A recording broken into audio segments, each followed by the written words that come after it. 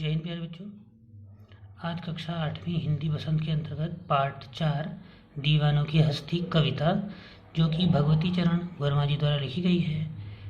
कविता में कवि ने दीवानों की हस्ती के विषय में चित्रण किया है। बच्चों, दीवाने यहाँ पर वे लोग हैं जो समाज में खुशियाँ बांटते हुए चलते हैं। लोगों को आनंदित और प्रसन्न रखना ही उनका उद्देश्य है। वे प्रत्येक परिस्थिति में खुश रहते हैं और समाज में खुशियाँ बांटते हुए चलते हैं। कविता हमें जीवन के उतार चढ़ावों, आपाधापी के बीच खुश रहने और खुशियाँ बांटने के विषय में बताती है।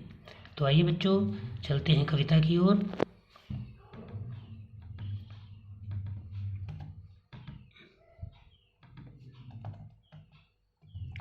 दीवानों की हस्ती। हम दीवानों की क्या हस्ती है, आज यहाँ कल वहाँ चले, मस्ती का आलम साथ चला, हम धूल उड़ाते जहाँ चले। आए बनकर उल्लास अभी, आंसू बनकर बह चले अभी, सब कहते ही रह गए अरे, तुम कैसे आए कहाँ चले। किस ओर चले यह मत पूछो, चलना है बस इसीलिए चले, जग में उसका कुछ लिए चले, जग को अपना कुछ दिए चले। दो बात कही दो बात सुनी, कुछ हंसे और फिर कुछ रोए, छक कर सुख दुख के घूंटों को हम एक भाव से पिए चले।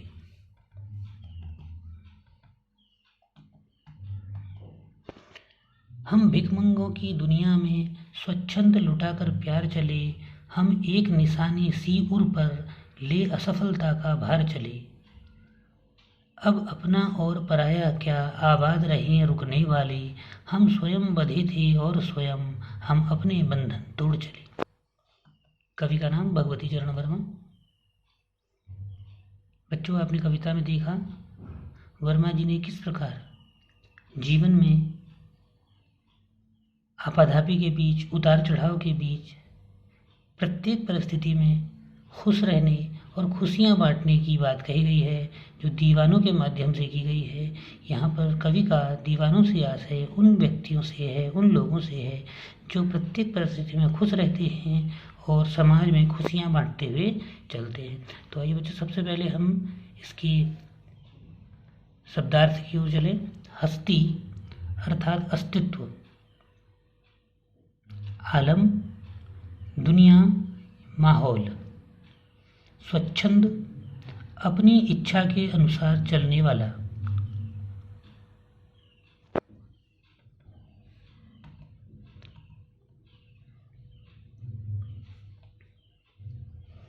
आइए एक बार कविता में पुनः इसको हम देखें कि कवि ने किस प्रकार कविता में स्वच्छंद रहकर सुख बांटते हुए, खुशियाँ बांटते हुए अपने जीवन को जीने का उद्देश्य बताया है।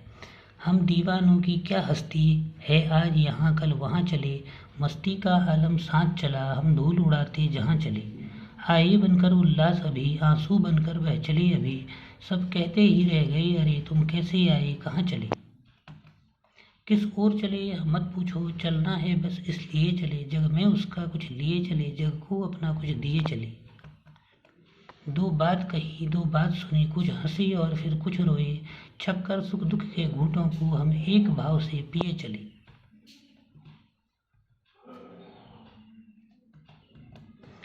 हम भिखमंगों की दुनिया में स्वच्छंद लुटाकर प्यार चले, हम एक निशानी सी उर पर ले असफलता का भार चले। अब अपना और पराया क्या, आबाद रहे रुकने वाले, हम स्वयं बंधे थे और स्वयं हम अपने बंधन तोड़ चले। इस प्रकार बच्चों, आपने देखा हमने कविता का 2 बार आदर्श और सस्वर वाचन किया, उचित आरोह अवरोह के साथ कविता को पढ़ा। आइए इससे संबंधित अभ्यास प्रश्नों की ओर चलते हैं। अभ्यास प्रश्नों की ओर जाने से पूर्व यहाँ पर आपको अवगत करा देना आवश्यक है कि आप कविता को पढ़ने के बाद सर्वप्रथम जो इससे संबंधित वर्कशीट है उसे पहले करें, तत्पश्चात कविता की पाठ के मूल प्रश्नोत्तरों पर आएँ, क्योंकि वर्कशीट में कविता या पाठ के समस्त प्रश्नों और उससे अतिरिक्त प्रश्नों को भी स्थान दिया गया है। अतः आप सबसे पहले अपनी वर्कशीट को करें, तत्पश्चात आप बुक के अभ्यास प्रश्नों की ओर आएँ। तो आइए बच्चों, पहले प्रश्न पर चलते हैं। कवि ने अपने आप आने को उल्लास और जाने को आंसू बनकर बह जाना क्यों कहा है? देखिए बच्चों, कवि दीवानों के माध्यम से खुशियाँ बांटने और सुख बांटने, लोगों को खुश करने के उद्देश्य से जीवन जीने की प्रेरणा देता है। इसलिए उसने अपने आने को उल्लास और जाने को आंसू बहकर जाना इसलिए कहा है क्योंकि वह आते समय उल्लास और प्रसन्नता से भरा हुआ है। उस लोगों को सुख बांटना चाहता है, लोगों में खुशियाँ बांटना चाहता है, लेकिन वह सभी लोगों को सुख और खुशियाँ बांटने में असफल महसूस करता है। इसीलिए वह अपने आने को उल्लास और जाने को आंसू बनकर बह जाना कहता है। भिखमंगों की दुनिया में बेरोक प्यार लुटाने वाला कवि ऐसा क्यों कहता है कि वह अपने हृदय पर असफलता का एक निशान भार की तरह लेकर जा रहा है? वह क्या निशान? निराशा है क्या? वह निराश है या प्रसन्न है? भिखमंगों की दुनिया में बेरोक प्यार लुटाने वाला कवि ऐसा क्यों कहता है कि वह अपने हृदय पर असफलता का एक निशान भार की तरह लेकर जा रहा है? क्या वह निराश है या प्रसन्न है? कवि अपने उद्देश्य में पूर्ण रूप से सफल नहीं हो पा रहा है, इसका उसे अफसोस है। वह निराश है। वह चाहता है कि वह प्रत्येक व्यक्ति को खुशियाँ और सुख प्रदान करे, परंतु यहाँ कुछ लोग ऐसे हैं जिन्हें कवि ने भिखमंगों की संज्ञा से इंगित किया है। भिखमंगों से अर्थात न वे खुश रह सकते हैं और न लोगों को खुशियाँ ही बांटते हैं। इसलिए कवि का यहाँ पर उद्देश्य पूर्ण नहीं होता है और वह निराश और हताश है। कविता में ऐसी कौन सी बात है जो आपको सबसे अच्छी लगी? बच्चों, कविता पढ़कर और वीडियो देखकर आप इसे करने का प्रयास करें। जीवन में मस्ती होनी चाहिए, लेकिन कब मस्ती हानिकारक हो सकती है, सहपाठियों के बीच चर्चा कीजिए। आपने भी अपने जीवन में, अपने विद्यालय जीवन में, अपने पारिवारिक जीवन में या कहीं भी अपनी मस्ती चाहिए होगी, लेकिन यही मस्ती कभी हानिकारक हो सकती है। मस्ती का अर्थ यहाँ पर लोगों को खुशी बांटना, खुश करना है, लेकिन कभी कभी ऐसी परिस्थितियाँ उत्पन्न हो जाती हैं कि हम जब मस्ती करना चाहते हैं तो वह किसी के लिए या स्वयं के लिए हानिकारक सिद्ध हो जाती है। तो इस विषय पर आप चर्चा करें।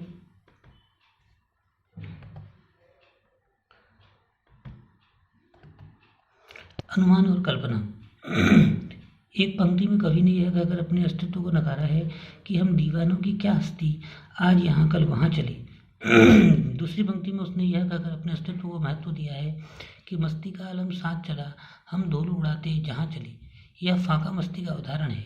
अभाव में भी खुश रहना फाका मस्ती कही जाती है। कविता में इस प्रकार की अन्य पंक्तियाँ भी हैं, उन्हें ध्यानपूर्वक पढ़िए और अनुमान लगाइए कि कविता में परस्पर विरोधी बातें क्यों कही गई हैं। देखिए, कविता में दो परस्पर विरोधी बातें कही गई हैं। इसकी प्रथम पंक्ति को जब हम पढ़ते हैं, हम दीवानों की क्या हस्ती, आज यहाँ कल वहाँ चली। दूसरी पंक्ति में उसने यह कहकर अपने अस्तित्व को महत्व दिया है, मस्ती का आलम साथ चला, हम धूल उड़ाते जहाँ चले। इसी तरह के अन्य उदाहरण हम कविता से खोज कर लिखेंगे। बच्चों, कविता में कई दृष्टांतों में यह उदाहरण प्रस्तुत हुआ है, जैसे आए बनकर उल्लास अभी, आंसू बनकर बह चले अभी। देखिए, इसमें उल्लास के आने और आंसू के बहने की बात कही गई है, परस्पर विरोधी बातें हैं। इसके अतिरिक्त कुछ हंसे और फिर कुछ रोए। देखिए, हंसने और रोने की बात कही गई है। यहाँ पर भी परस्पर दो विरोधी बातें हैं।